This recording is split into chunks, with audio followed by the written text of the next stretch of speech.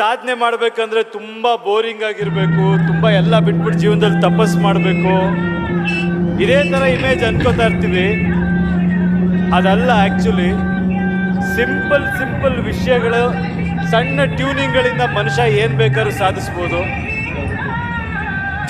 ಒಂದು, ನಮ್ಮ ಸನ್ಮಾನ್ಯ ಮುಖ್ಯಮಂತ್ರಿಗಳು ಹೇಳ್ದಂಗೆ ಆತ್ಮವಿಶ್ವಾಸ ಇರಬೇಕು, ಹುಚ್ಚ ಆತ್ಮವಿಶ್ವಾಸ ಇರಬೇಕು.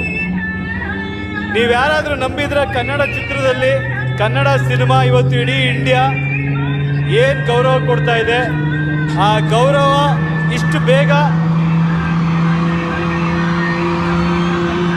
ಸತ್ಯ ತಾನೆ. ನನಗೇನು ಅದರಲ್ಲಿ ಸಂಕೋಚ ಇಲ್ಲ, ಓಪನ್ ಆಗಿ ಮಾತಾಡ್ತೀನಿ. ಯಾಕಂದ್ರೆ ಪಾಸಿಟಿವ್ ಎನರ್ಜಿ ಯಾವತ್ತೂ ನುಗ್ಗಬೇಕು. ನಾವೊಂದಷ್ಟು ದಿನಗಳ ಹಿಂದೆ ಈ ತರ ಒಂದು